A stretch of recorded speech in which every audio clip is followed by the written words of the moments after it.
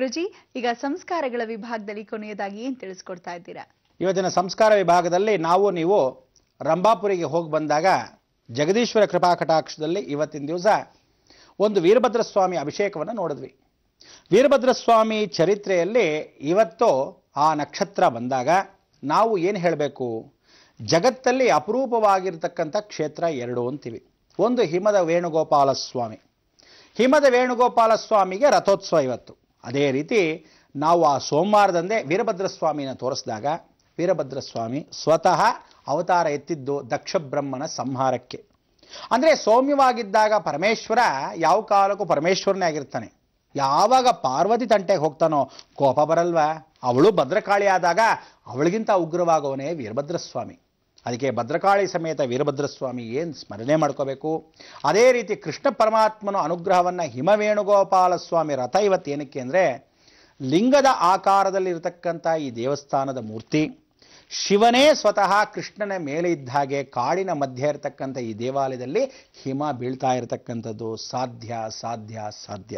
ಅದಕ್ಕೆ ನಿಮ್ಗೆ ಹೇಳಿದ್ದು, ಇಂಥ ಪರಿಸರ, ಭೂಮಿಯ ಪರಿಸರ, ಅಂಥ ವಾತಾವರಣ, ಹಿಮದ ವಾತಾವರಣ, ಹಿಮದ ವೇಣುಗೋಪಾಲ ಸ್ವಾಮಿ.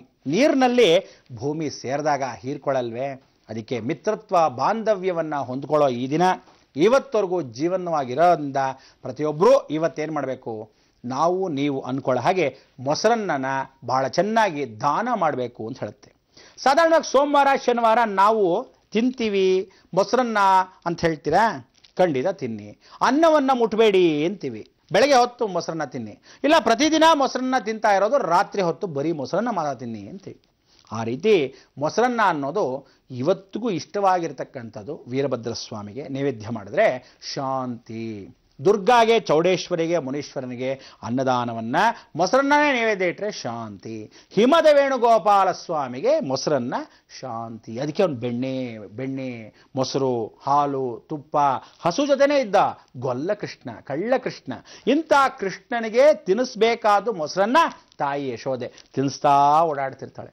ತೆಗಿ ಬಾಯಿನ, ಅದೇನಮ್ಮಂತ ಕೂತಿದ್ಯಾ ಅಂದಾಗ ಗೊತ್ತಾಗತ್ತೆ ಮರಳನ್ನು ತಿಂದ ಕೃಷ್ಣ ಒಳಗಡೆ ಅಖಿಲಾಂಡ ಕೋಟಿ ಬ್ರಹ್ಮಾಂಡವನ್ನೇ ಅಡಗಿಸಿರ್ತಕ್ಕಂಥ ಕೃಷ್ಣ ಪರಮಾತ್ಮ. ಅದಕ್ಕೆ ಇವತ್ತು ಯಶೋಧಾದೇವಿ ಮೊಸರನ್ನ ತಿನ್ನಿಸ್ತಾ ಇದ್ದಾಗ ಬಾಯಿ ಬಿಟ್ಟ ಕೃಷ್ಣನೇ ಮಣ್ಣನ್ನು ಇಡೀ ಜಗತ್ತಿನ ನೋಡಿದಾಗ, ಆ ಬಾಯಿ ತೆಗೆದು ನೋಡಿದಾಗ ಅಖಿಲಾಂಡ ಕೋಟಿ ಬ್ರಹ್ಮಾಂಡವೇ ಅಡಗಿತ್ತು. ಹಾಗೆ ವೀರಭದ್ರ ಸ್ವಾಮಿ ಬ್ರಹ್ಮಾಂಡವನ್ನೇ ನಡಗಿಸಿರ್ತಕ್ಕಂಥ ವಿಚಾರದಲ್ಲಿ ಭದ್ರಕಾಳಿ ಸಮೇತ ಇವತ್ತಿಗೂ ಮೊಸರನ್ನ ನೈವೇದ್ಯ ಪದ್ಧತಿ ಪ್ರಕಾರ. ನೀವು ಇವತ್ತೆಲ್ಲ ಏನು ಮಾಡಿ, ಮೊಸರನ್ನ ದಾನ ಮಾಡಿ 5 ವರ್ಷದಕ್ಕಿಂತ ಕಮ್ಮಿ ಇರತಕ್ಕಂಥ ಮಕ್ಕಳಿಗೆ ನೈವೇದ್ಯ ಮಾಡಿರೋದನ್ನ ಭಾಳ ಉತ್ತಮ ಶಾಂತಿ ಆಗತ್ತೆ. ಉಗ್ರತನೆ ಎಲ್ಲೆಲ್ಲಿದೆಯೋ ಕಮ್ಮಿ ಆಗತ್ತೆ. ಕೋಪಗಳೆಲ್ಲಿರುತ್ತೋ ಶಾಂತಿಸುತ್ತೆ. ಜೀವನದಲ್ಲಿ ಯಾರ್ಯಾರು ನಿಮ್ಮಿಂದ ದೂರ ಆಗಿರ್ತಾರೋ ಹತ್ತಿರವಾಗ್ತಾರೆ, ಸನಿಹ ಆಗ್ತಾರೆ. ಇವತ್ತಿನ ಮುಹೂರ್ತ ಸುಮುಹೂರ್ತ, ಸಾವಧಾನ, ಬಹಳ ಉತ್ತಮ. ಇಂಥ ಮುಹೂರ್ತದಿಂದ ನಿಮ್ಮೆಲ್ಲರ ಜೀವನ ಸುಖವಾಗಿರಲಿ, ಶಾಂತಿಯಾಗಿರಲಿ. ಎಲ್ಲೆಲ್ಲಿ ಉಗ್ರಗೊಳ್ತಾ ಇದೆಯೋ ಅದೆಲ್ಲ ಶಾಂತಿಸ್ಲಿ ಅಂತ ಭಗವಂತಲ್ಲಿ ಪ್ರಾರ್ಥನೆ ಮಾಡ್ಕೋಬೋದಷ್ಟೇ. ಇಂಥ ಒಂದು ಪ್ರಾರ್ಥನೆ ಪ್ರತಿದಿನ ಪ್ರತಿಕ್ಷಣ ಏನು ಮಾಡ್ತೀವಿ? ಲೋಕ ಸಮಸ್ತ ಸುಖಿನೋ ಭವಂತು ಸನ್ಮಂಗಳ.